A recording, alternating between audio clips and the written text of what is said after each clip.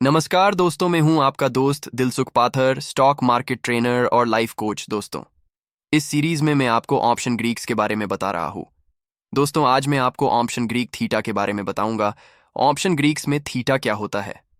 Theta का मतलब होता है टाइम वैल्यू या टाइम डीके। हर ऑप्शन के अलग अलग ग्रीक्स होते हैं, जिसमें सबसे इंपॉर्टेंट होता है थीटा। आपको पता है, या तो हम ऑप्शंस को बाय करते हैं या तो सेल करते हैं।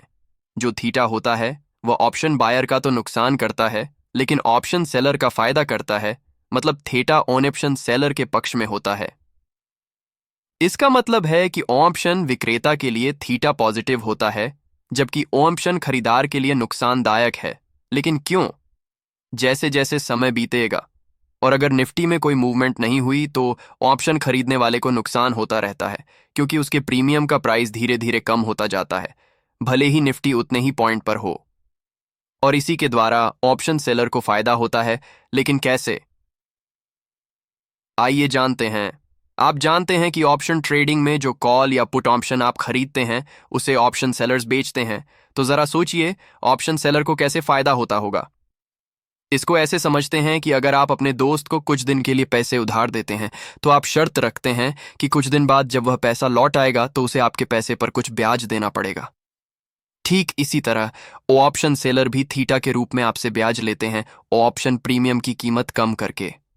भले ही मार्केट में कोई मूवमेंट ना हो, लेकिन जो प्रीमियम आपके पास पड़ा हुआ है उसका एक तरह से ब्याज बढ़ता जाता है, जो कि प्रीमियम के मूल्य में होने वाली कमी के रूप में ऑप्शन बायर को भुगतना पड़ता है।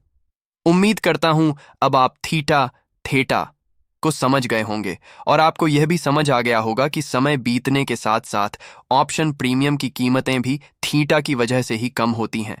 उम्मीद करता हूं अब आप डेल्टा, थीटा, गामा और वेगा को अच्छे से समझ चुके होंगे। ऐसी ही ज्ञानवर्धक जानकारी के लिए जरूर सब्सक्राइब करें। यदि इसके संबंध में आपके मन में कोई सवाल या सुझाव हो तो उसे कमेंट बॉक्स में जरूर लिखें और दिए गए नंबर पर व्हाट्सएप करें।